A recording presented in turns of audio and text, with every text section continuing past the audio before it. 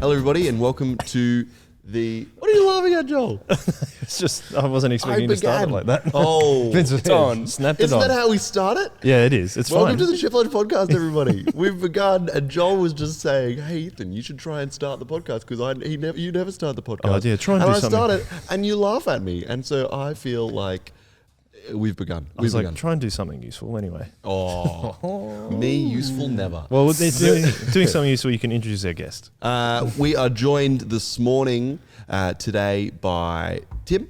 Hello, Tim. Hello. Welcome to the Chip Lunch Podcast. I've also got, I'm Ethan, and this is Joel. Yes, this is Joel. Hello, Joel. Welcome. Hello. Welcome to the podcast. Thank you. It's really good to have you on. Thank you. No, in all This is seriousness, episode 93, by Tim, the way. it's fantastic to have you here. Yeah. Welcome to episode 93. Yes. Thank you. It's very cool of the Chip Lunch Podcast. We just discovered, Tim and I, that we were at the same primary school at Same pretty much time. similar time. Really? Yeah. What He was in primary school was that? between my Barney Bay Public Barney Bay. School. Yeah. Yep. In between my brother and I. My brother was about 2 or 3 years ahead of me. Yeah. and Joel was. We used to be called at athletics carnivals like District Barony Bay Bumsuckers. We did. Do you remember that? All sorts of different fun names like that. Pretty good school, though. As a primary school, I thought it was pretty Yeah. good. Yeah. Yeah. What? Oh, that was all good. I just remembered that. Yeah, yeah. Was something It's a that Tim great and I have memory. shared together. That's wild. Sidey also went to that primary school. There you go. Yep. Yeah. What house colour were you? I was in Phillip it was green. Flinders. Flinders. So they were all What colour was like Flinders? the houses I don't at remember. the houses at Barony Bay were all like For the pioneering fathers, or whatever you discoverers. call them, or Like, the yeah. discoverers. So Bass. Cook, Phillip, Flinders, and Bass. Yeah. Yeah. So Bass and Flinders and Captain Cook and Matthew Flinders. Yeah, we had Cook, Phillip. Oh, you had that too. Yeah, but then we had Hunter and Who's Hunter? Who's that guy? King? It sounds like a very And shy Macquarie. thing to do, name it after Yeah, the colonialists. yeah. Rule Britannia. Yeah, that's right. I suppose because Cornell, it's where they. Yeah. Well, Yeah, oh, that's where that makes Captain Cook first landed. Yeah, yeah, anyway. totally. And I think it was also a way to be like, let's teach you about the people. But yeah, I was in Hunter. The people. The people, you know what I mean. The older people. All the people. Yes, names have been. Yes, that was. What that was house were a you time. in? I was in Hunter, and we were green. You were green as well. Like green. So you were Flinders. That's yellow, I wasn't couldn't it? remember. I It's think too long ago. I think it was yellow. I still remember some of the house songs. Remember they used to sing like I don't remember any of them. Cook was like, it's like extra, read all about it. Cook's the best, and we're gonna. I remember know our school song was like something like Oh. "The Leafy School by the Bay." I can sing it for you if you want it. Let's go. Let's I go. don't know if I want to. Rendition. It's just like Heck, our put school keys behind is this. Barony Bay. That's why we shout hip hip hooray. We are proud to be seen in our red, white, and green. Oh, it's coming back. And we all join together as a team in work and play. There's a voice for everyone bit. in the leafy school by the bay. Wow, That you brought is back amazing. memories. That's really impressive that Well you remember done, that. yeah, well Like, done. you've been away from there a little bit longer than me, and you still remember it quite well. And I think we missed a lot. It's like we achieve our goals with honesty in all we do and say.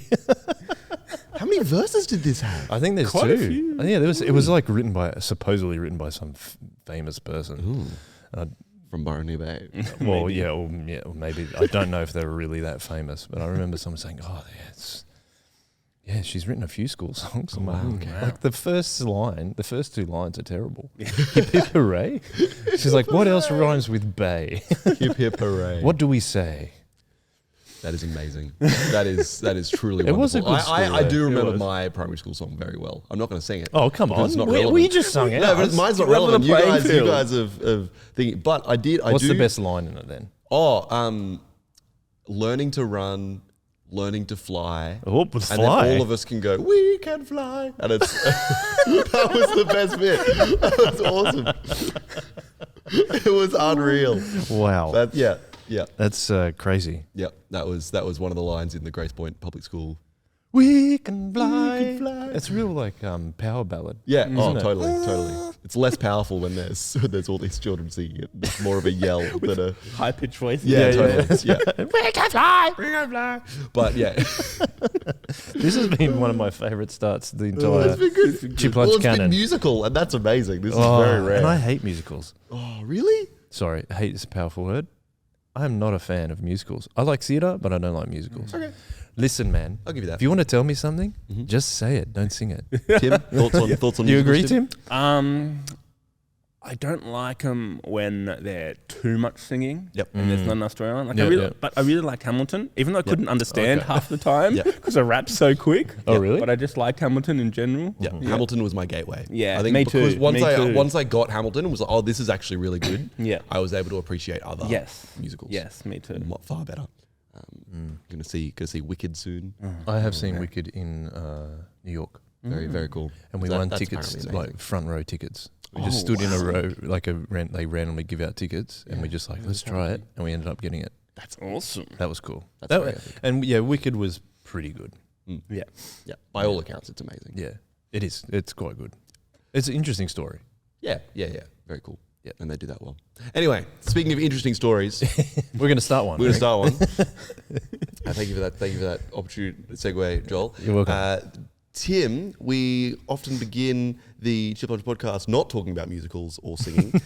We ask, how do you have your hot chips? My hot chips, I like them extra crispy. Mm. I'm not decided whether I like thick cut or thin cut. As long as they're extra crispy, I find Yep. thick cut are harder to get extra crispy. That is true. But I do like it when like a good wedge or a good chip thick cut is extra crispy, and just chicken salt with the chips. Pretty much. That's it. Just plain and simple. I know I'm gonna probably get some backlash for this, but I don't get the whole vinegar thing. Oh, Okay. yeah. We're talking about Cathra Mhm. before, Yep, and yep, she yep. said, I think she said something about Yep. vinegar in hers, Yeah. and I just don't It's get that. because she's English. And look, yeah, I get it, but I've got friends in Australia who do the vinegar thing too. And Yeah. I'm not bashing it. I don't know. To me, Yeah. it soggies them. Yep. And I think I that's the think thing. yeah. I think because I like them crispy and Yeah. hard and crunchy, and then the vinegar soggies them Yeah. for me. Soggy, It does yeah. soggy them. No, it does. No, It I does think you're- soggy them. I That's think you're been my 100% issue right. with Yeah, vinegar as well. Yeah. But yeah, just plain old extra crispy, cooked in a minute or two extra, Yeah. and then yeah. Glorious. Yeah, Very good. Catherine was saying that there's like a type of vinegar that apparently is better in England. Yeah, she did say that. Yeah. Yes. Yeah, so she was saying she's had it here and it's not as good. Like she's okay. like, oh yeah, I won't necessarily do it as much here. But yeah, so that was I thought that was really interesting. I want to try some proper. Some English vinegar, Catherine- English Catherine- chip vinegar. Yeah, English. Catherine should vinegar. become an importer. Yes, she should. Start bringing She in. should. I would have some. Also, apparently the hot chips are better, and I think crispier in England. Okay. Oh, really? Yes. I don't know if I've had, like, I've been to England a couple of times, but I Yeah, don't know I if I've had I haven't either. chips from England. No, I haven't either. I don't know why I avoided it. I didn't mean to. It's just Yeah, that is surprising. You go up to the local chippy or whatever they call it. yeah. What is it? A chip buddy? I've no buddy? idea. It's like a chip sandwich. Oh. Yeah. Chip buddy. Yeah. Yep. Okay. That checks See? out. Actually, I did like that as a kid. Chip sandwiches. Oh, Oh, dude. just 100%. thick Mwah. pieces of white bread. Yep. Smacking some chips in between it. Yep. That is Yep. good. Where did you get your hot chips from when you were a kid? Because we lived in the same area. So obviously. Lady Hill was Yep. our go-to place on Port Hacking Road. Yep. And we lived on Oleander in Oh, yeah. Caringbah, and then we lived on Woolooware Road. And even when I was in high school and we lived on Woolooware Road, would still go to Lady Hill. Yeah, We'd order right. and go to Lady Hill, and that'd always be like a half an hour wait. Yeah. It was always packed. and it always took it forever. Yes, But like, good burgers, good food, good chips. Yep. So I we'd don't- always like, I used to watch like Bathurst 1000, my dad, and it's always like, it's lunchtime, right? We're going up to Lady Hill, get takeaway, and it was the same thing. But yeah, I don't know. Half hour wait. It was a long wait. I'm like, I'm missing the race. Hurry up. But yes, that's very cool. Second question. Second Are you question. ready? Yeah, I'm Let's do ready. Tim, how did you become a Christian? How far do you want me to go back? All the way. did I all get the it? way. This is why we do this podcast. Okay, Yep. cool. So I wasn't. My family's not Christian. I give a bit of background. I grew up with my brother Nathan, who's He's 2 years older than me, and just my mum and dad, Deb and Ross. But I went to Barony Bay, and when I was in Barony Bay, I had a friend there who was just inviting me along. Actually, he was my brother's friend's brother, who I was kind of friendly with. Yeah, okay, yeah, sure. it was just weird. And he just invited me along to church, and I went along a few times. And then I guess this is a brief summary, but then when I moved into year 6, my still good friend now, Dave, he invited me along to his youth group, and I really liked it there. Actually, I probably should preference this is, I really feel like these instances are just God really reaching out to me. Right. Like, and I've looked and I'm reflecting and looking back, I really feel like it kind of reminds me that like it's not my choice, or not my choice, sorry, but like God's really like seeking me out. Well, he's going to grab you no matter what. Yeah, kind of thing. exactly. Yeah. And just these little things in my life where I wasn't a Christian, and that, and he did. And so to go back to the story, so Dave invited me along to youth group in year 6. What church was that at? St Philip's Anglican in Caringbah. Yeah, okay. The youth group at that time was called Clay, I think. Clay. Clay, I think. All capitals? Did it stand for something? I don't know.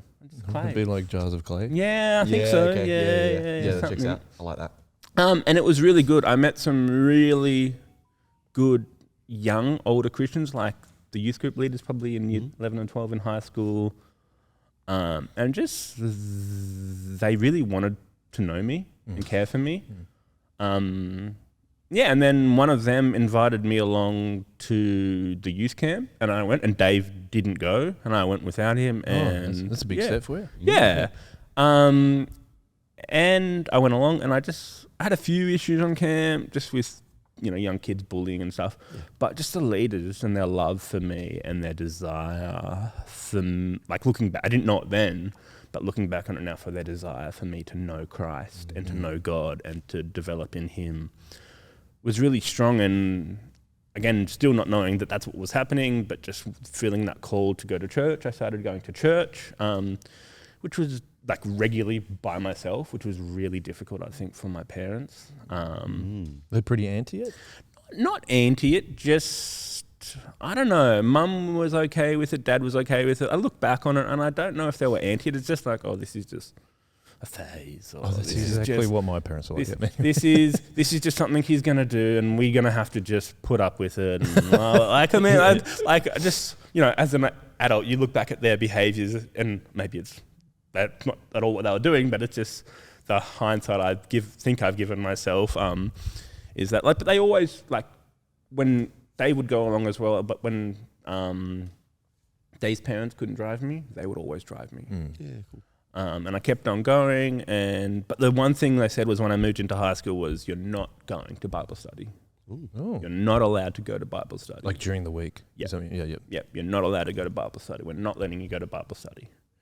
Well, because you don't have time to go to Bible study. You don't have time. Because I was going to Scott's in the city, and so travel was a bit longer. We had after-school sport and after-school curricula. So that was probably it. But I think it was also them putting another line in the sand, I think, maybe. But I kept on going and growing in my faith, and I wouldn't really, I would say I was a Christian, but I definitely wasn't understanding the Bible, wasn't growing in my faith, and was just going along and participating. And that pretty much was all the way up until year 12. I kept on going all the way to year 12, and then when it came to uni, I actually moved out to Bathurst to study teaching at Bathurst, and I got involved in the AFES group there and my local church. And like, again, for the first year, like, I was just sort of fuddling along, drinking, getting drunk a few times, being away from home, experiencing new things. And my minister there, who was at the Anglican church, he was SMBC trained, but he kind of set up a Sydney Anglican service in the Bathurst Anglican, which is very high Anglican and very, not really popular with Sydney. Or they don't like Sydney, and I don't think Sydney has that much good connection with it at that point in time. And so I went there, and he wrote me notes and prayed for me and was encouraging me and saying how, like, he's seeing me grow, and just him called me out and like, Tim, you got to live for Jesus. Like you got to actually make a choice. Yeah. What is this?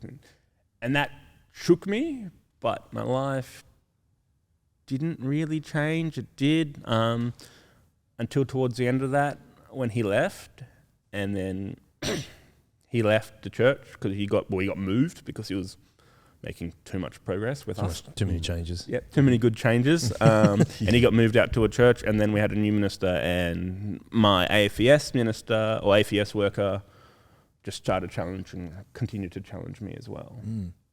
And like it's sort of this thing in these few years where I was just being smacked over the back of the head, smacked over the back of the head, smacked over the back of the head. And I definitely was like strong in my faith, but not in like, I don't know, it's really hard to describe. Like I had my faith, I was like definitely strong in my faith, and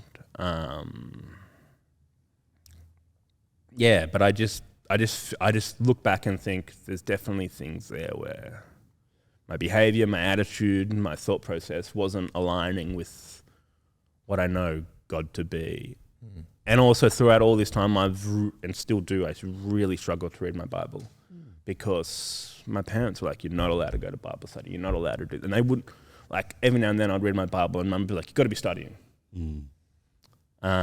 So I had these, I guess, preformed habits of not doing the Bible, and so I think that was quite hard.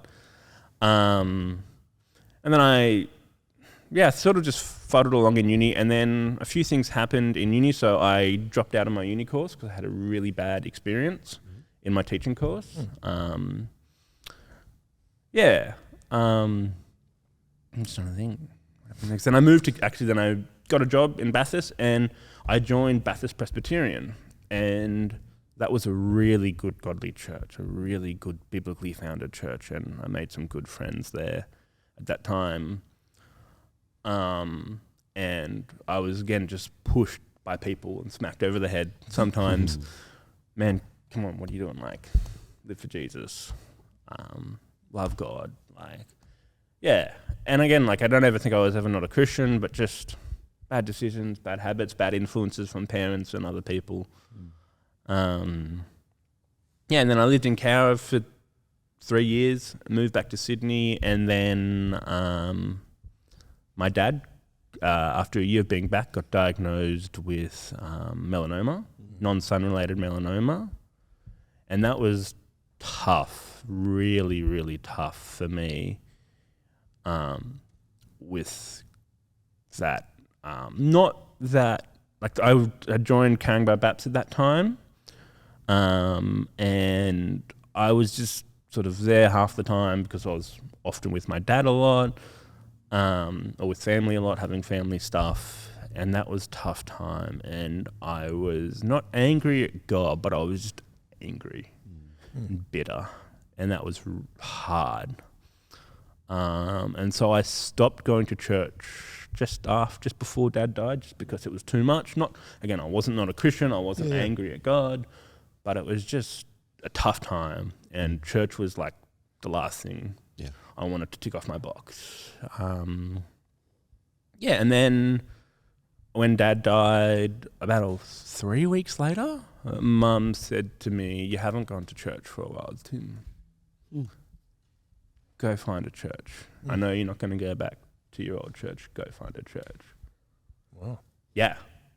That's like unexpected, right? Mum who had been like, you're not doing Bible study, you're not doing this, not doing that, is suddenly going, or has probably seen the impact it's had in my life. Yeah. Hopefully that's, she's seen the impact it's had in my life. She's seen the meaning that is in my life and has gone, you need this now more than ever. And so I was not really looking for a church, but Established had shown up a few times in my like Facebook feed because they were just launching at that time. Yeah. Funny thing was, I actually had a real, pretty hatred for Established, I would call it. Real distaste for it and anger towards it. Because when my dad was just about to die, they were doing a stall at the Sutherland to Serve. and they had their logo up, and their logo looks super similar to my dad's business logo. Oh, really? Story turns out that the person who designed it actually lives in the UK or Ireland or somewhere, but I was just, F this church, they're stolen this Really? logo. I was so angry at it. Well, And like everyone at Established knows this story. Yeah. Like Lee and Catherine know it quite well. I've told Yeah. it many times. But yeah, I was just angry at it. And Mum saying you need to go to church, and then this church popping up in my Facebook feed regularly. I'm like, get out of it. I'm like, okay, God, I think you're telling me something here. I really think you're telling me something here. And I was going to go along to the launch party, but I decided, no, that's not going to be the church. Like, that's going to be something bigger and, not better, but just something big, and everyone will be there supporting them. And so I went about 3 weeks later, and I just spoke to people, and I just loved the idea of that mission, like mission with people, like connecting over hospitality, connecting over connection, making friends, like connecting through personal relationships, not just preaching at someone. And then just like Lee and Cathra and some people there, and also another minister, Tim Foskett, joined, just the way they loved me and the way they didn't just want to teach me the Bible and teach me to be a Christian, but they wanted me to grow. They wanted me to become a leader. They wanted me to not just serve my church, but serve my church well. Yeah. And serve my church faithfully. And they developed, and they wanted to develop all these skills within me, not just develop me as a Christian like most of the churches did. And I think that's why I've really started to own my faith from that. Like I would say that's like that point in time when I moved to Establish would be when I really feel like there's been some mental changes in me. Okay. Yeah. I've been a Christian for probably 15, 16 years at that point in time, but just the impact that development of me has made a huge change in my life and a huge impact in my life. It seems like it makes a real difference for people. We actually talked about this on Zach's podcast as well, as like when you step into ministry or it's like serving in some way, that I don't know how to describe it, but it adds like this extra importance or meaning to being a Christian because you're serving other people. Do you think that's what you may be looking for? No, because I've always served. Yeah, okay. But it's that extra beyond that serving, like I could, especially like Lee and Cathra and Tim Foskett, the other minister, who were there mostly long term. They didn't just want me to grow in my faith. They didn't just want me to grow in serving, but they wanted me to grow in my ability to do that, and the ability and what that actually means for my faith. It's like, it's not like they gave me skills or anything, but they just, all this thing was a package to them, and it helps you be has your foundation in your faith. And I think, like I said, that's why I think I've really grown in my faith, and I've really grown in my understanding of God and really what it means to be a Christian and serving God and serving your church. And because I used to think serving church was just showing up and, running the slideshow and then going home. Yeah. But they really gave me the, insight into why we're doing it and what it means and why it's important to do it well. But not just we're going to tell you to do it, but we're actually really going to love you and support you in growing you into those roles. So that's like one thing that they did is they were growing and loving me into being the membership leader and coordinator off-side of like Lee, and just giving me the skills and just wanting me to, just really praying into me for that. It was a really big change for me that I'd never experienced in my 16 years of being in churches. I was just going to ask you, why do you think you were like almost looking for that, and then going to Establish was the time that it really, like, why do you think that was missing? So what do you mean by that, sorry? Well, I just think that I'm saying that you're like, this is actually what I've been looking for at church, but hadn't experienced. Well, I was never looking for it. I didn't realize that I was looking for it. Yeah, okay. I was looking for a church, obviously, but I just realized from going to a church, like what I found at Established was their community, their hospitality.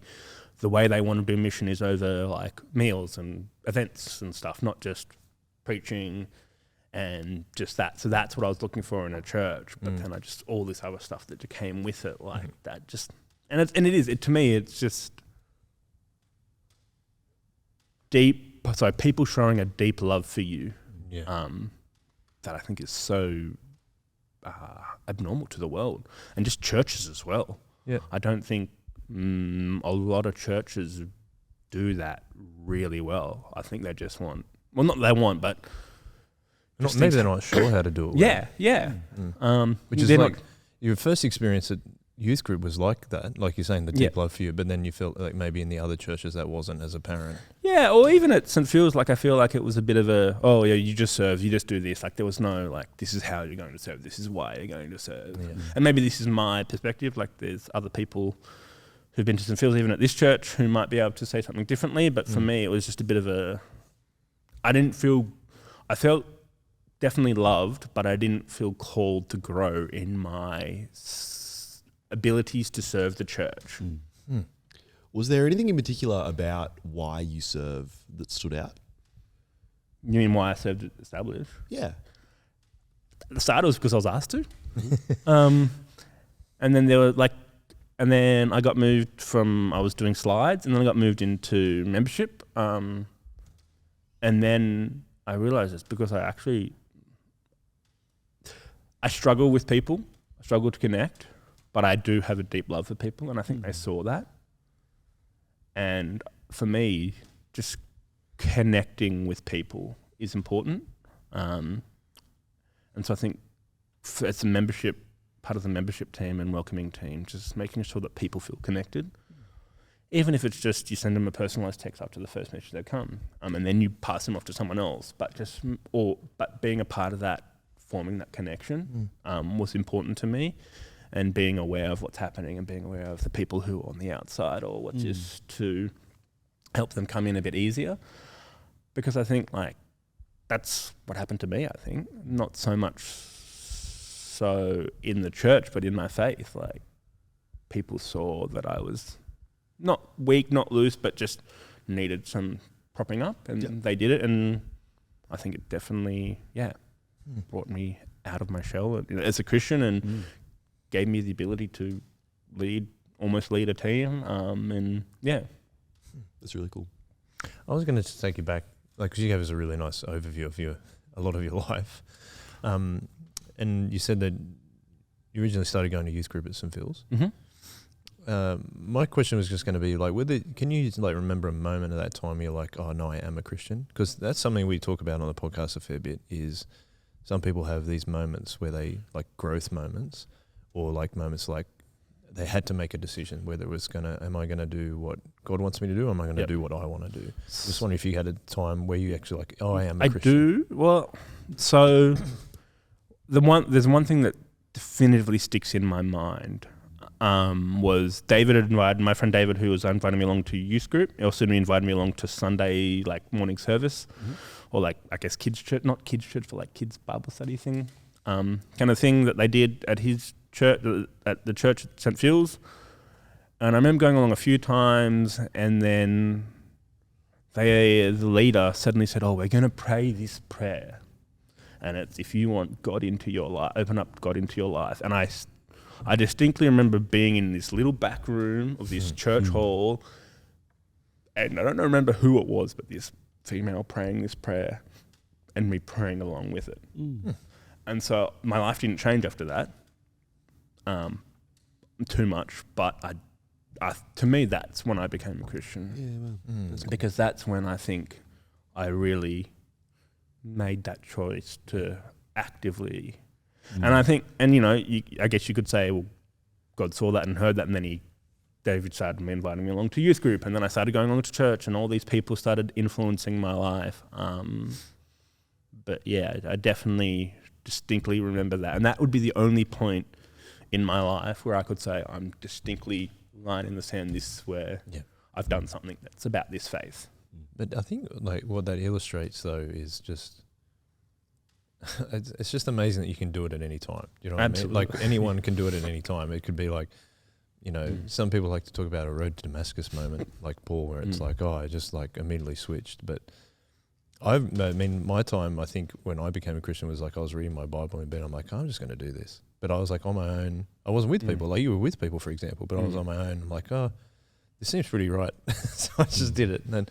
But I think, like, again, it's why we do the podcast, is that sometimes we're like, oh, I don't have an amazing conversion story. But the point is everyone's story is really cool, because for you to you still have that memory of that time where you did it in this hall at the back of a church kind of thing. I don't know where I'm trying to go, but it's just a really illustrative way of saying, like, God's there all the time. Yeah. And like you said, calling you. You just need to, like, pick up the phone. Yeah, absolutely. And that's it. Like, I look back and go, there's been like even from, like, I think I was in primary school, like in year maybe 3 or 4, and God was like having these people invite me along to youth group or to church or to Sunday school, or just these things where I just feel like God was. It's why, because I don't think I'm worth chasing, and obviously the Bible says that, you know, we're full of sin, but I just really feel like there are these moments in my life where I'm like, looking back, God's really just swept me into his arms, kind of thing. Yeah. Can I ask you about, like, because we talked about, we went to the same primary school. Yep. But you said you went to Scott's, which is a private school. That was from year 7? Yep, year 7 to 12, yeah. Tell us what it was like being there. Because you've got to travel to Bellevue Hill, I think, Yeah, right? that's it, Bellevue Hill. So train and bus, an hour and a bit. Get up at like 6:30, get to school at like 8:15. So long trip. It was interesting. It was good. As I was saying to you before, like, I used to think that we were quite poor because my perception of wealth and my perception of entitlement was massively skewed. Like at Scott's, there were people who like dads were buying them $50,000 cars for their 16th birthday, and, you know, we're going on these lavish trips all over the world and Australia. And so because we didn't do all those things, I thought, oh, no, we're poor. We're on the lower end of the spectrum. And then, you know, you go to uni and you find people, life in general, and you just find people who have had a really good life but have only gone on once or twice holidays a year, or if that, or... yeah, just things like that. So, like, just realizing that actually, hang on, I've got this really bad perception of, like, wealth or my entitlement or the privilege that I've been given from my parents and just family. That was a big thing for me from going through Scott's and coming out. But also just, it's boys' private school. It's not the nicest place to be honest. Yeah? Yeah, rampant bullying, like rampant just poor behavior, like, and indulging in that as well. It's very easy to just indulge in, like, treating people like garbage and treating girls like garbage too. I never really went down that road too much, but just allowing it as well. Like, I think it's not a great culture, I don't think, in my perspective, that I experience. Other people can have maybe different perspectives, but yeah, it was a difficult time for me as well, just because of all those things being conflicted, starting to grow into my face, not wanting to be this or standing up for that, and then I guess coming up against this, Was there any kind of Christian influence at that school? Like, we had a Bible study that I went along to pretty regularly, but it was just ho-hum Bible study. Just one of the Christian teachers ran it, and I think there was 2 or 3 of us that came along. That was it. There wasn't a heap of Christians in my year that would be outwardly Christian.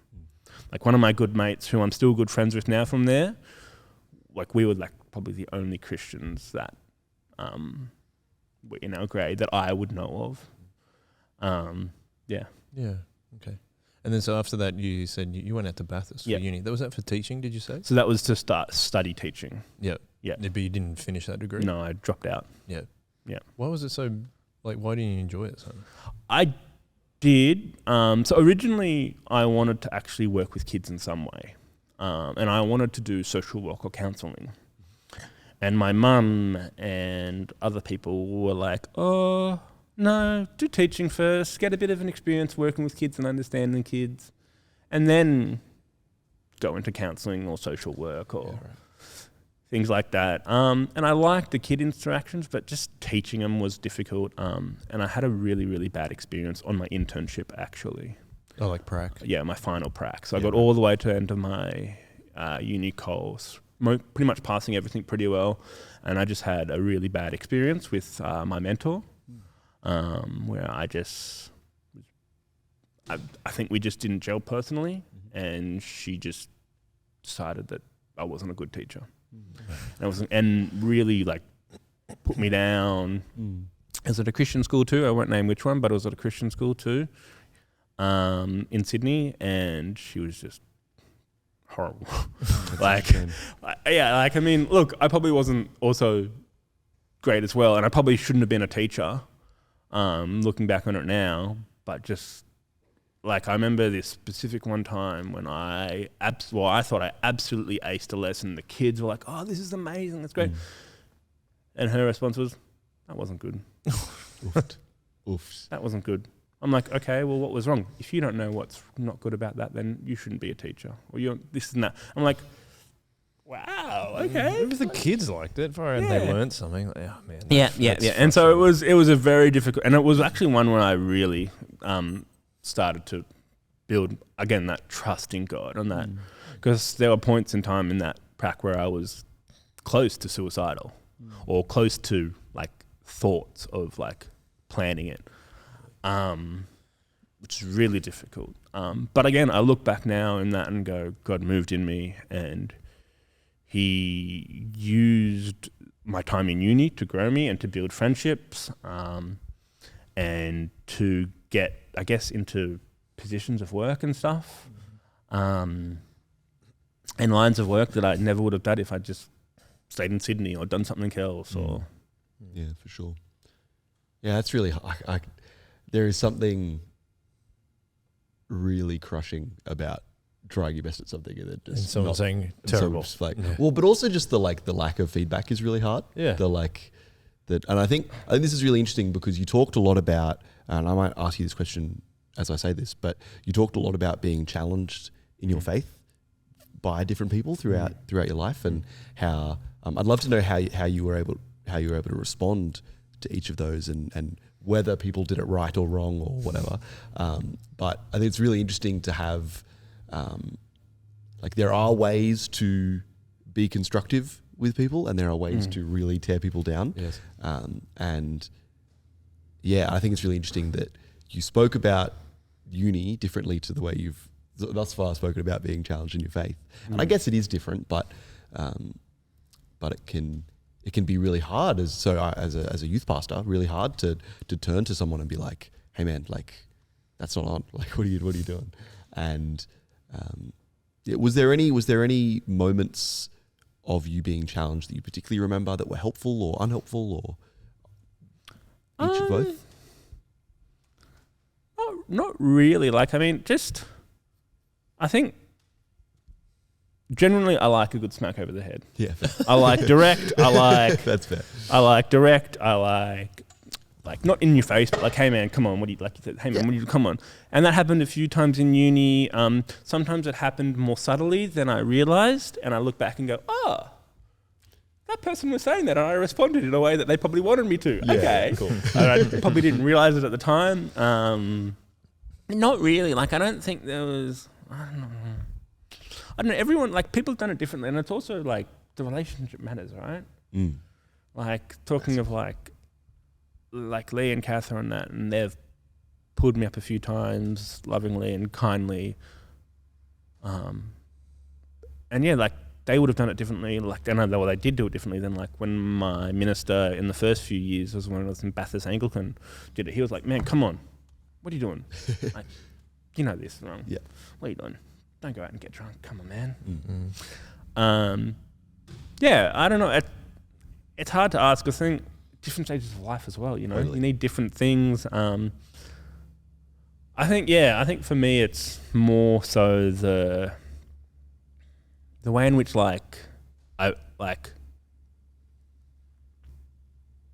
the way in which I respond, I guess, is more reflective of me than what them is. Yeah, cool. Okay. yeah, I think that's a big thing for me, looking back on things. Like, there were some times when I was like, nah, they're wrong, they're idiots. And I look back and go, oh, I was proud then, or I was this then. You know, like, I guess also my heart, like, yeah. How open your heart is to things is important, I think, for feedback and growing. Like, my heart was very hard against Establish, very angry towards Establish. Yet, God used that anger and bitterness. Well, something that I was so angry and bitter and towards has been the thing that I've experienced the most growth in my life. Yeah, okay. And has been the thing that's grown me the most as a Christian and most assured of my faith in my life. I just think it's bizarre how God does that. Like, I was so angry at Establish, and like, again, people there know this, and this is part of my story at Establish. I was so angry at Establish for using that, and even when he told me, "Oh no, we got that from some guy in Ireland," I was still angry at the logo. What was your dad's business? He was a construction company. Okay. He had a small construction company. Yeah. It was just it's so random that it was so similar. It was like very similar, very, very, very similar. Wow. Like, yeah, and to me, that's just God's, the power of God, like the majesty of God. I don't know the right word to use, but it's just God in His infinite wisdom is this thing that you are, or this group of people that you are so angry and he knew you were going to get angry too, right? And maybe that's what called me to Establish, because I saw that and then I had that attachment to it, or I don't know, but like that.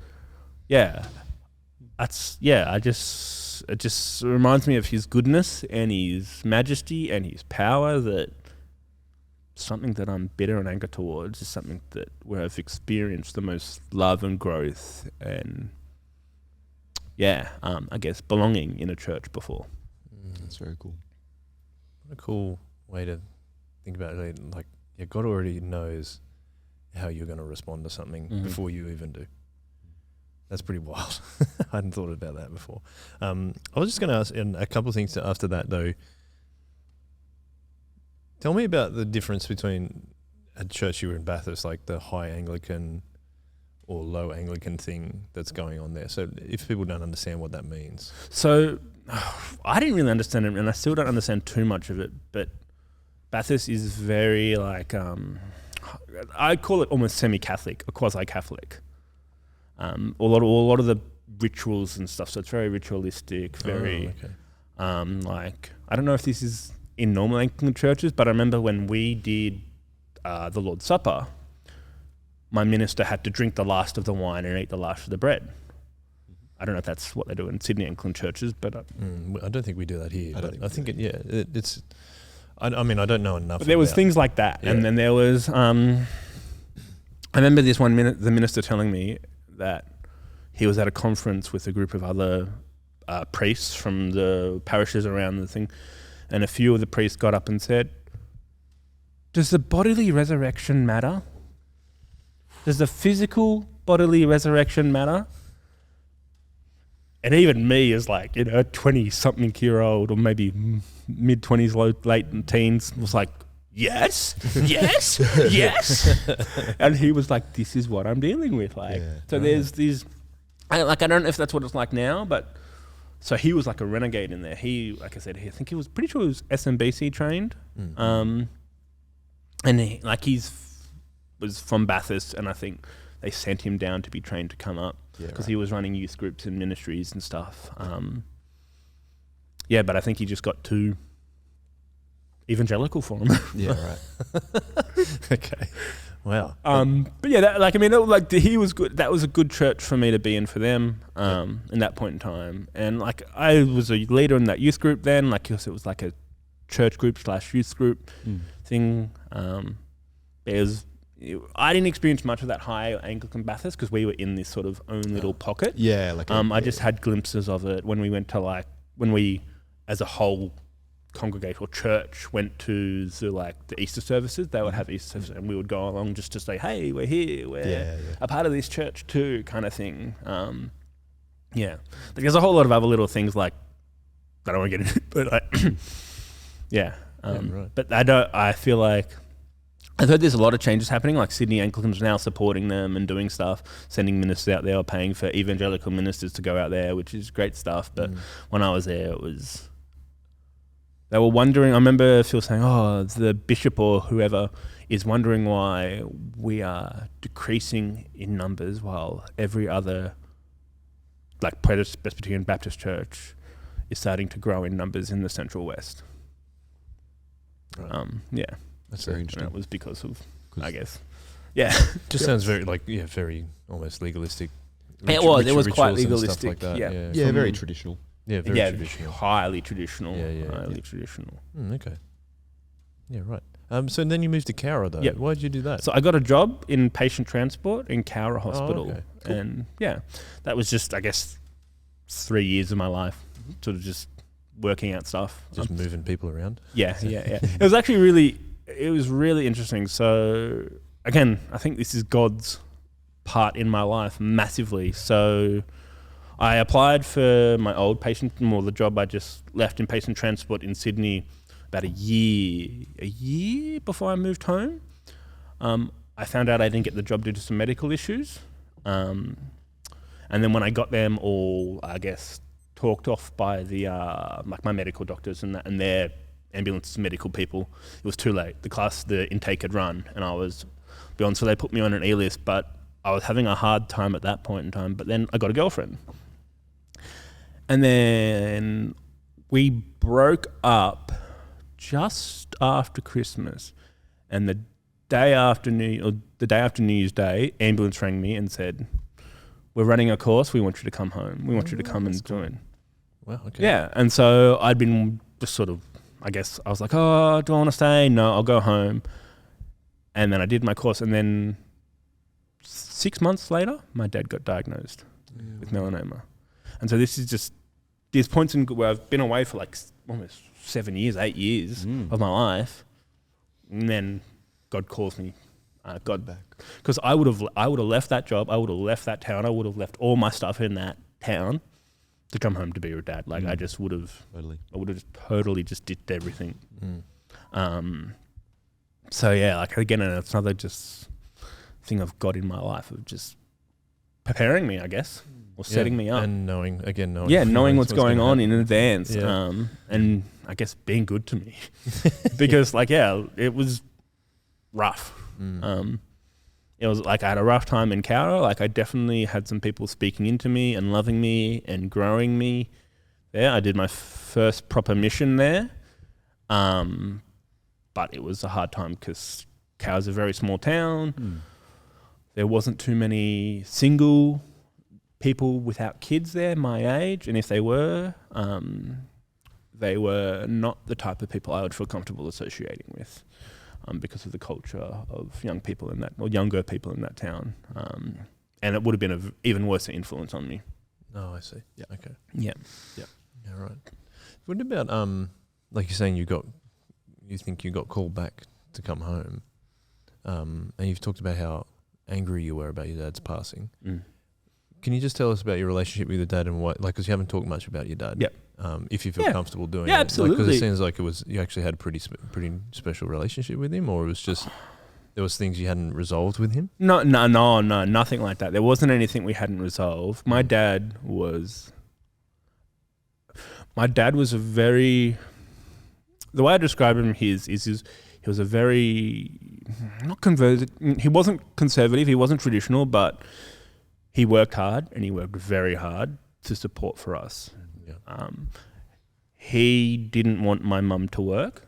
He wanted my mum to be at home with us, and he was willing to work hard to make that happen. The building company he owned was my pop's before him. So it was a family business. Like his dad's? Yes, his dad's. Yeah.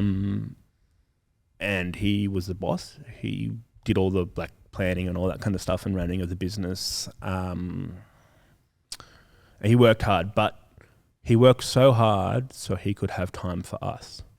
So he coached me soccer for 4 or 5 years. For another Seagulls? Yep. He coached me when I did baseball for a few years. Oh my the gosh, Giants. very cool. Oh, you play for Giants, play for Sharks. Okay. But yeah, so and he would take me to sport on Saturdays. He'd pick me up when I was at Scott's. I did sailing for 2 years, and he would drive me early in the morning. Yeah, because you got to start early. We started at 5 a.m. or 6 a.m. for sailing. Did an hour and a half sailing, and then, would finish at 7 o'clock at night some afternoons sailing, and he would pick me up. So like he really showed me, he really gave me an example of what it's like to work hard and sacrifice for your family. Yeah, and turn up. Turn up, absolutely. Like there were definitely times when he would be like, no, I'm not coming to that because I'm working. Too bad. I've got to earn the money, which is fair. But yeah, definitely just turning up, showing up, working hard, sacrificing, giving us the best life we could give. And that's where, like the one I was talking about with the privilege thing before is like, oh, my dad has to work all these hours to get this. Yet some people's parents work that and don't even get half of what we got. I see. So like, yeah, with Scott's, that kind of stuff. Yeah, he was great, and he was like, he would do anything for me and my brother. Like when I moved from Cowra, he drove all the way up with a trailer and his ute and packed me up and helped me move home. Didn't ask for money for his fuel, didn't ask for money for his thing. Just really sacrificed himself. Like, was a good example of... That's what I'm hearing from you. He showed you how to sacrifice. Yeah, showed me how to work hard. It is hard now because I've had that example. I think I've just got to work hard. It's got to work 12 hours a day, 6 days a week. That's what I have to do. Stepping back from that is hard because and it wasn't a bad thing, you think, but it's only taken my brother having a daughter for me to realize that my dad actually also stopped at times. Oh yeah, okay. Because my brother and I are exactly the same. We will work 12-hour days, 5-6 days a week, but it's taken my brother slowing down to be with his daughter for me to be like, Dad did that. Yeah. Yep. Dad stopped. Dad worked hard, but he always tried to make time for us, or did that sacrifice so he could do these little things. So that was, really, really good. Yeah. How have you balanced that amazing work ethic with church stuff? I quit my job. Very cool. I quit my old job. Which was what? Which was patient transport. Yeah. That was the Cowra one. In Sydney. Oh, so when I came back in Sydney same job, different locations. Sorry.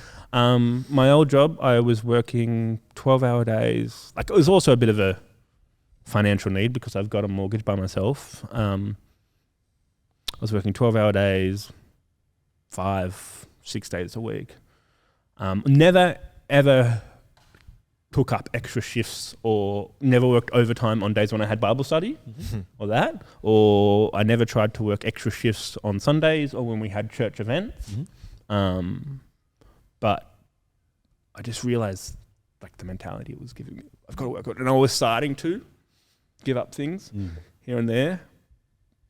I'm starting to like work overtime on a Wednesday night when I had Bible study. But yeah, I was challenged by an ex-girlfriend that, if you, like, pretty much she said, like, if we're going to, like, this was when we were looking at being a family. She's like, if we're going to be a family, you can't do this. Like, you can't just run yourself ragged because you need to give time to us. Yeah. And because that job didn't pay that well at all,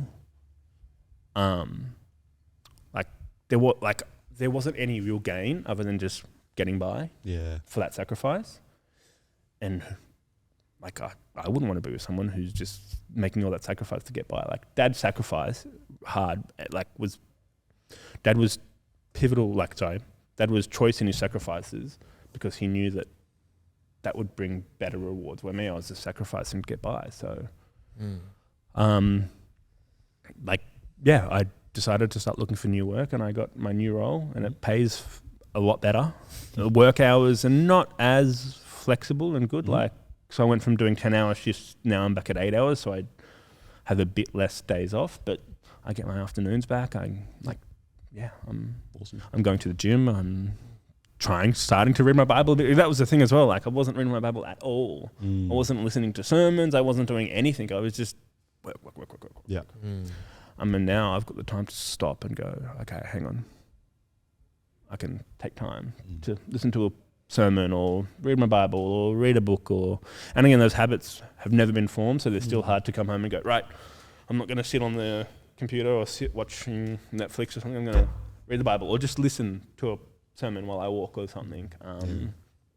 But yeah, it was a big thing, a big leap, because my work, if you speak to a lot of people, my work wasn't my identity, but it was a big part of me, and I loved my job. Yeah. I was bored and I was over it, but I loved helping people, moving people around the city. Okay. Yeah. That's really cool. But I think the flexibility, the better work-life balance this job has given me is helping me make better decisions in life in general as well. Is that the fair compliance officer? Yeah. Yeah. So you're checking people's Opal Checking tickets people's on Opal trains? tickets on trains, buses, ferries, and light rail. So anywhere there's an Opal ticket used, we can be deployed to.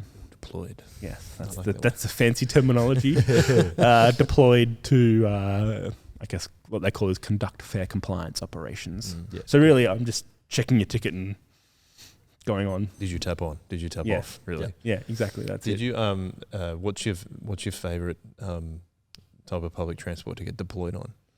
Ferries on a beautiful On a nice day. day, yeah. Ferries. You go on the Manly ferry back and twice. You go down to Barangaroo, and I also don't mind light rail as well, because it's one straight long or metro. Because it's one straight long train where everything else, or not buses. Buses I don't like because you've got to be really quick. Yeah, right. Because the buses stop, you check while they're stopped, and then you get off. Yeah. Where everything else, you do it while it's moving. Like moving up and down trains is painful. It gets over it. In my power ranking, I'd put buses at the bottom Yep. of public transport. Totally. They're just totally. I get car sick in them Yeah. sometimes. Like it's not pleasant. Yeah. I do have a lot of fond memories of taking the bus to school though. That was. Oh, okay. I do like the bus. It was very fun. Yeah, because you could muck up and play up, right? Totally, Yeah, totally. absolutely. Yeah. That's why I love the train. Yeah, people would be throwing stuff at each other and trying to. Because our bus ride home was every single person who lived in Grace Point would fit in the same bus. And so you've just got, like, it's like sardines on top of sardines. Like, it was amazing. And so you'd just, at one point, we would, every corner, no one would hold on. And you'd all just kind of like push into each other. And it was great. It was really, really good. We're really doing a lot Corners. of primary school reflections today, aren't we? Yeah, It's totally. pretty cool. Totally. It was awesome, though. It was really Yeah. fun. I caught the train to high school and it wasn't that good because it was like you'd only go like 3 or 4 stops and no one really caught the train from where I was lived. The train or the bus? Train. Train? So that was. I mean, I prefer trains over buses, but in terms of enjoying the trip, Yeah, fair. yeah, not so bad. Actually, one time we found that in the old, the old more like the silver carriages. They're not that old, but yeah, K-sets. Thank you. Thanks, bro. I've learned all these names. No, that's and all right. this stuff I recently. know that the trains are called like different sets, but I don't know Yeah. which they are. But you used to be able to pull the window sill back, and if there was water in there, you'd let it go and just go like explode water all over the window From the inside or the outside? from the inside. That's wild. Yeah, it was crazy. I used to be like the kind of person I hate now. When I was in high school, holding the doors open, Oh, hanging yeah. out the doors, because we Yeah. used to go from Edgecliff all the way to, I went to Woolooware. Yeah. And a lot of us would catch a train and say, we would know how to hold, and because the older trains, the silver ones, the silver rattlers kind of things, you could hold the doors open, or you could, if it was a really hot day, like there was an open area between the carriages and that really dodgy I know kind what you of mean, yeah. walkway. Yeah. You could stand in between there Yeah. and get cooled down, Yep. or like, That's so yeah. good. I was always like, no, I don't even want to go through that bit. It's Yeah. like because it's we open used air. to Like, be idiots Yeah. through there, like hang out and open doors, throw stuff outdoors, like. Yeah, I would be the kind of person I would do lots of fines to today. So I have a fair bit of. It's funny. I have kids who are being stupid. I don't mind kids who are being arrogant. Like if kids are just being kids, like I'm like, okay, yeah, cool, whatever. Like we can't do too much to them at the moment because we're not transit cops like they used to be. But I don't mind kids. Like, kids are fun. But yeah. Kids who are like me, I'm like, yeah, okay, you know what, you're just being a kid. Just come on, man, pull your head in. Like, don't do that. Yep. Or wait for us to go, then do it. Like, as long as we don't see it, like, you can't get in trouble. But like, yeah, it's... There's stories that my parents used to tell me, like with the red rattlers or whatever, you could hold the doors properly open and people would be like literally hanging out the doors. Yeah, that's what we were doing with and the people, K-sets. kids would die and stuff because they get hit by something. Oh, really? Like Well, when they were we did hanging that, out. Yeah, that's it. I mean, it was before our time, obviously, but I was like, that is crazy. Yeah. Like, wild. People would lose limbs and stuff. Like that's Because the K-set, I think with the old rattlers, you didn't even need to hold the doors open. You could just open them. I don't think they were automatic. It might have been something like that. Yeah. Where with the old trains that we used to go on, you used to have to prop them open. Yeah, I know those ones. Yep. Yeah, no, that checks out. So do you have something, Heath? Oh no, not really. Just that we got the only time I've properly got in trouble by a transit person was the other week when we brought a foosball table on the train. I saw that, and someone was like, "Hey Tim, you're a transport officer, aren't you? Is that allowed? What would you do with this?" And I'd be like, "I would turn around and walk away because it's too hard to deal with. Because technically, there's nothing wrong with it, Yeah. but also technically, you're blocking egress." Well, that was it was the dude was egress. like, you're blocking a pathway that people need to get out. Like it's a safety thing. Put it away. It was like, okay. And at this point, we were at the end of our trip. So Were you? Was it a transport officer, like a white shirt? Yeah. So he came in and was One of my brethren. got us in trouble. It was pretty funny though. It was almost more. You know what funny. would be really funny if it was me? I'd be like, "Hey, Oh, that come would on, have been so good. come on, man, what are you doing?" Oh, that would have been amazing. And also, I would have to have, if it was like me and my colleague, I could only tell you to stop. If you wanted to do something more, I would have to walk away because I know you. Yeah. So it's conflict of interest. Yeah, totally. Oh, that's so good though. Yeah, so that almost made it funnier that like we'd kind of done with it. We got in trouble, so it was exciting. But yeah, that was good. Yeah, Getting the I saw foosball those table out. photos. It was good. Yeah, that was Bit of a knockdown. pretty funny, taking the foosball table on the way to youth group. If anyone doesn't know, you took a foosball table on the train down to the youth camp. Youth camp, yes. Yes, we took a foosball table on the train. Has there been anything crazy like that? Maybe not like that, but Not yet. no. Not yet. No, No. somehow has got like a lounge on the. Oh, we found those old, like those old foam mattresses, really old crummy foam mattresses, thrown like in the bottom of one of the lower sets. Yeah, just thrown there, and like no one's down here. Like, what's going on? That's it. Like, I mean, I've had some Pretty funny. I've had some crazy interactions, but you know, Oh, I can only imagine. I've seen there's these videos of like people on the New York subway where they're like trying to get a lounge onto their actual. Did you car. move their whole house Yeah, on yeah, the it's subway? The reason we brought the foosball table was Yes. because our first idea was a lounge, and Smart choice. and, Foosball's and we were like, that's not gonna work. Also, it's not gonna be as funny. And then someone was like, oh, that's the foosball table. Let's bring that as a joke. And then we brought it because it was great. But yeah, it started with a plan to try and we were sitting there trying to figure out how to leverage that. We were particularly at church. There's one in the corner over. If you're looking at the stage to the right, there's that big long white one, and we were like, surely we could get that on the train, and there's no way we could get that on the train. It's massive, but yes, so we downgraded to the foosball table. Yeah, that was that plan. Let's get back to Tim. Yeah, let's get back to that. Well, you said after your dad passed that you kind of got moved to go to Establish. Yep. And you've talked about it, how it was really cool how Lee and Cathro, who now come to this church, really encourage you to develop as a leader when you hadn't really had that before, which is really cool. What's your standout moment for going to Establish, do you think? Because we can get onto the story later about why you're now at Soul Revival. Yep. But what's the standout thing about going to Establish, like the thing that really stuck out to you in your time there? Just that, the love. Yeah. The love that people had for me. And it wasn't just Lee and Catherine and Tim Foskett.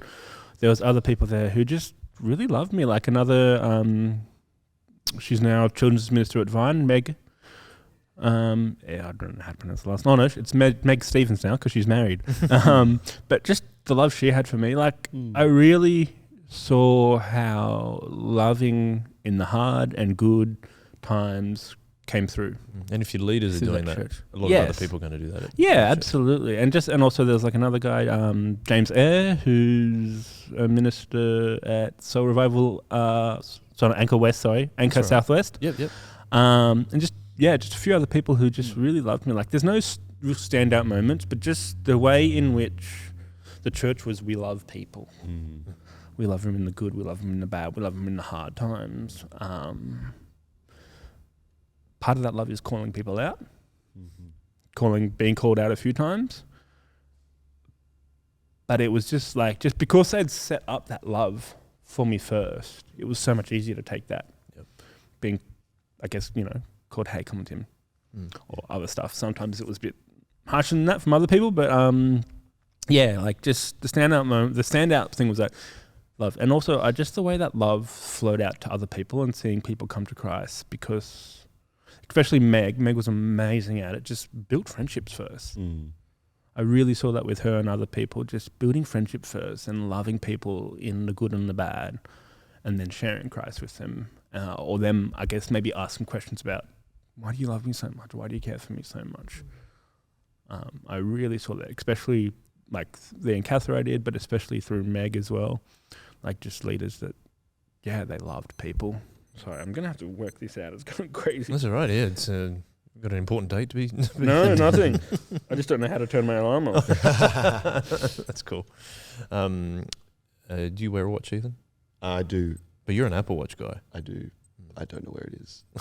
Of course you don't. It was as of this week. I looked down at we went on a big trip to Dubbo, and between Dubbo and Wollongong and home, my watch is somewhere. Oh, gosh. So we'll find it. All right. It'll be Okay, it's super good now. Thanks. But yes, I wear a watch. Cool. It's fine, by the way. Tim, what about,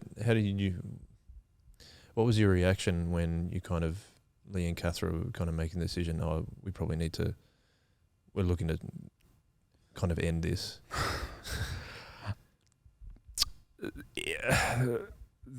For those of you who haven't listened to Cathra's, I'll give a bit of background.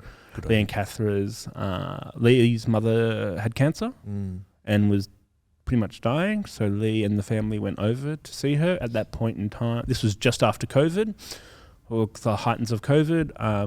Then the Murrays got COVID. Then other things happened, and then Pearls, Lee's mother's, died. And so they were away. They were only supposed to be away for like 2 months, and it ended up being like 6 months. And then the church started to have financial problems. And then they came back and things weren't going well. And then a few people left. Some money was even harder. And then Meg, our children's minister, moved to Vine. And so it was a big dragged on process, waiting for Lee and Cathra to come back and then waiting for this to happen. And so in my opinion, it was too long. Happened like it should have happened earlier. Yeah. Because I was involved in a lot, I was talking a lot, being one of the more senior leaders in the church. I was knowledge to a bit more than others. And I personally believe it happened too long. I understand why it was pushed out, because they were waiting on things that didn't come through or came through too late. But it was hurtful. It was heartbreaking. It would have been. It was heartbreaking because people who I'd seen grow in that church had become angry because of the delay. It was hard because we were really breaking up a solid family. And it was hard. It was really hard. And especially because of that growth that I'd been experiencing, that love and kindness and just pushing into it. I was like, crap. This thing that I'd been involved with and poured my heart and soul and life into, and that other people's heart and soul from this had poured into me, is now done and over. But then also it's immense joy and almost proud, because we've sent 3 or 4 people off to Bible study. We've sent people who've grown in their faith. We've made Christians. We've pulled people out of hurt. And there's another guy who's been pulled out of hurt and angry places and have been put on a rock of foundation. Great. So there's much to be joyful for, but also much sorrow and hurt for multiple different reasons. Yeah. And I think what I hear from you is that, like, you'd committed to it so much. Like, you felt like this is a church. Absolutely. Finally, a time like this is a church I'm really committed to. Yeah. And want to grow. And absolutely. Yeah. So and it was the tough. church I'd been the longest at by myself. Like, I'd been at St. Phil's from about year 6 to year 12, and then when I was at uni, coming back here and there. But it was but I don't really consider that's a church I chose because David invited me, so I went along. Yeah.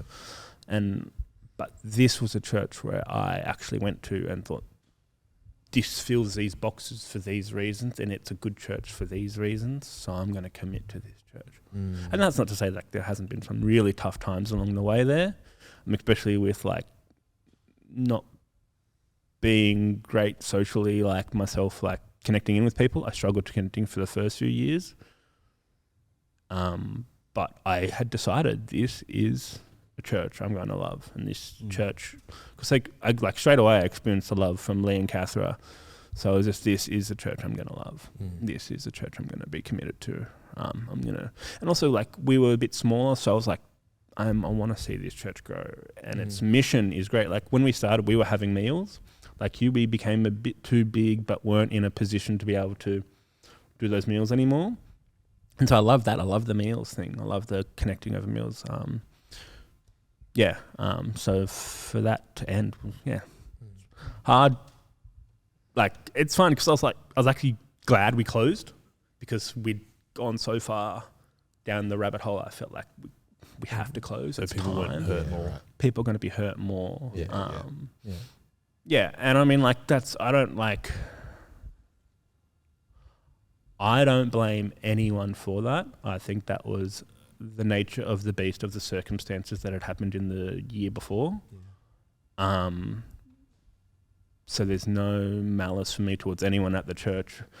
But yeah, I was just, could have happened 3 months earlier, I think, which would have been, again, sad and hurt. Yeah, definitely. And what do you do? Like, from my own perspective also is we've put, like, especially in Catherine and Tim, they've put so much into this church. Of course, they want to go to the last minute. Yeah.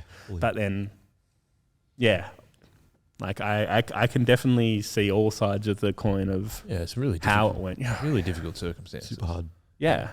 And it's just a bit of a comedy of errors as well, because if Pearl didn't get sick, Lee would have been here and would have been better? Maybe. Would it have closed earlier? Maybe too. Who knows? It's too hard to tell, I think. Yeah.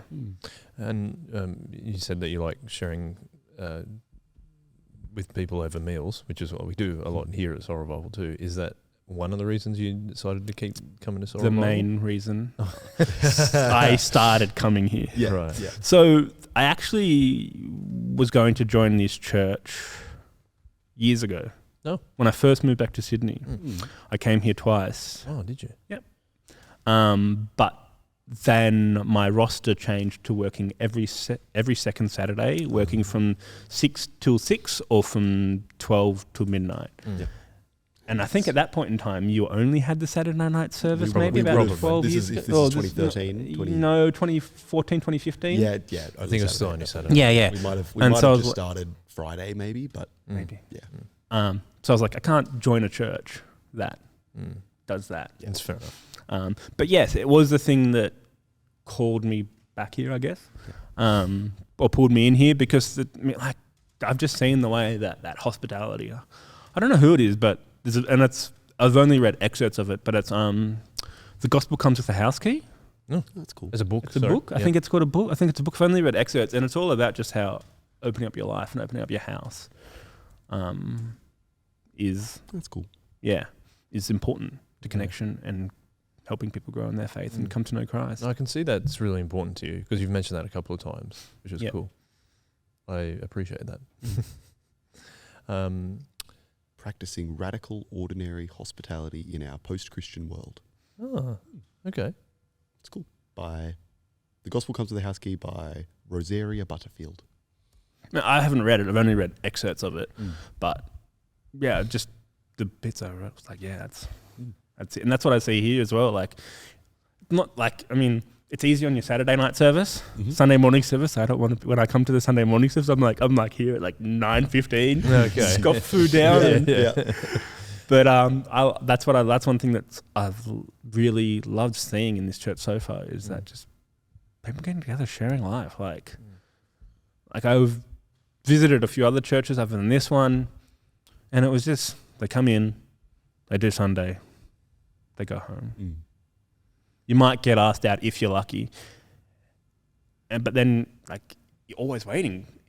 Are we going to organise something for lunch this afternoon? Or it's already built in here on a Saturday night, right? Like that's what I really like about it. Like it's you built in something to do, built in people to connect with, built in people to hang out with. It's a big part of their strategy. Yeah. How we want to do church. Yeah. And it's cool because it resonates with something you said earlier about like one of the things that challenged you said was in doing ministry, what did you say? You said it's not just running the slideshow and going home. And it's like, I think one of the cool things about what we do here is it's not that. And I really love that you've recognized that. That's really, really cool. Yeah. And that's like that's one of the things because I was in Lee and Catherine's Bible study. Every week, there was only two things being a shift worker, there was only two things that were regular in my life when I didn't work like a Wednesday night. Dinner at the Murrays and Bible study, or we called it gospel communities, and church. They were the only two things that were like, this is regular. But again, that like the people in my Bible study, gospel community, we grew so much together.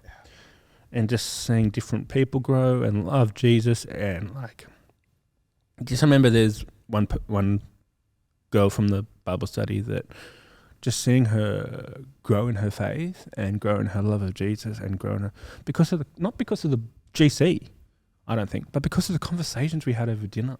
Yeah. And the way we challenged each other and the way she pushed back and said, oh no, but I think this, and we're like, oh, well, what about this? And just, I think it's much easier to have those conversations over a meal. It is. It's much easier to be raw with someone when you're just eating food, sipping wine and enjoying each other's company than when you're sitting in a circle and Yeah, totally. Yeah, no, I hear that for sure. It's heaps different and really good, really powerful. So we've heard a lot about your life, a nice big overview. The final question that we ask is, now that you've been a Christian for a while, what do you wish you knew as a younger Christian? Like, what would you go back and tell your younger Christian self? Like, what smack over the head would you give yourself? habits. Yeah. Bible, a few other things, just habits. Practice healthy, Practice biblical, healthy like habits. help develop your relationship with God. Prayer life, habits.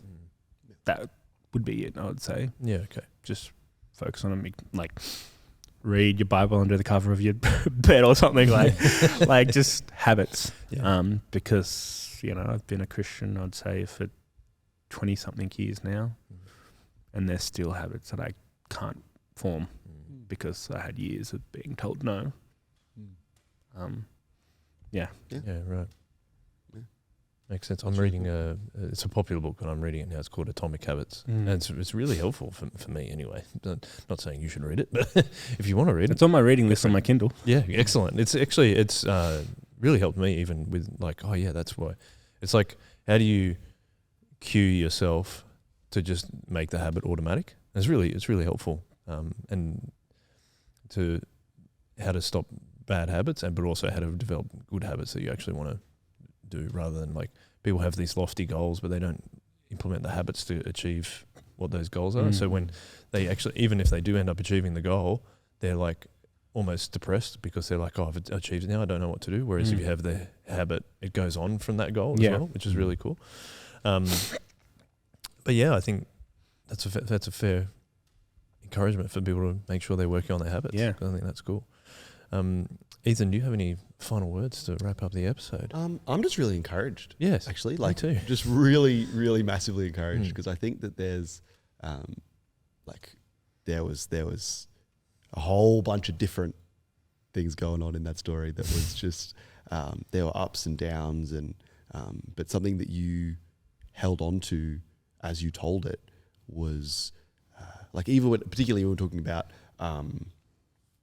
establish not ending up you kept coming back to that joy and that beauty of God and how he's always with you and looking after you and loving you. And that is something that I think you can only get sometimes by sitting and reflecting on it. And it's really cool that you've been able to sit and do that. And I'm really encouraged to look at my life more and look at how, where are those moments where God's been loving me, even though it doesn't look like that. And, because there was a few things you said. You was like, I can't remember what it was, but you said something, and then you were like, and that was such a good example of God's love. And I was like, whoa, it is, but I didn't. That's not where I went. That was. So I'm super encouraged by that, and I think that people listening to this will be too. So I think it's been quite cool because I haven't had much interaction with you prior to this, and it's been a really good way to get to know you. And I think as Ethan said, it's just amazing. Again, this is the reason we do this podcast, is to see the way that God works through everyone, all of his people, not just like you talked about listening to sermons. It's not just working through the people that do the sermons. He works through all of us, and he also works through all of our failings too. And to hear you, the thing that I'm really encouraged about is when there was a number of times in your life you said, God, we agreed that God already knew it was going to happen before you knew it was going to happen. And that, again, as you said, speaks to his power and his majesty and how he has everything sorted. And I think that's what your story has been about, is that you have found things hard, or things have been difficult, or you haven't connected at church, or people have had to give you a smack over the head, but it's like God is working through you still. And that's what I think this podcast has been about, is that, we so many times we move away from God, but he doesn't move. You know what I mean? But his arm gets longer, kind of thing. No matter how far away you are or how close you are, his arm is still always connected. He's always connected to you. And I find sometimes the further it gets, the harder it snaps back sometimes. Oh, too. right. Okay. Like with the example of being angry at Establish and that. And yet, Big elastic band. Yeah, big elastic band that he used that church that, to me, that's one thing that I really like to push. And especially when we were in Establish, I really like to push is that this was something that was bitter and anger and hurt. But God's goodness used that bitter and that hurt. And he transforms you. And he transformed me amazingly. I'm sure Lee and Cather could tell you the complete different person I am, maybe not so much as a person, but in my faith. Right. And my trust in Jesus and my assurance on him because of them, because of that bitterness and that hurt. Yeah, like I said, that I never experienced that growth. That's why I said the snapback. That was probably the furthest I'd been away from God. And yet, over time. And then he brought you into Establish to really grow. To really grow. Wow, that's amazing. So good. It's been an absolute pleasure having you on the podcast, man. Yeah, thank you for being willing to come on, because like we said, we didn't know each other very well. I feel like we do now. And then Stu said, you should come on the podcast with Joel and Ethan or Braden. I was like, okay, let's do it. But it's been really cool to have you on. So thanks for being willing to come on and have some fun. That was really, really cool. We always finish, thank you to everyone that's been listening, of course. And thank you, Tim, again. Nice. And thank you to producer Ek, who always puts our podcast together. Thank you, Ek. But also, we finish all our podcasts with a one-way. Do you know what that is? No. It's okay if you don't. But is it Keith Green? No, Larry Norman. Larry Norman. Keith Green probably did it too, but Larry Norman at one concert was being applauded for his performance, but then he puts up a hand and pointed to God, and it's a one-way. And so it's from the hippie revolution. the Jesus Revolution in the 60s, but it's just about one way to heaven. So we always finish with a one way. So thank you very much, Tim. Thank you, Ethan, and One way. One way.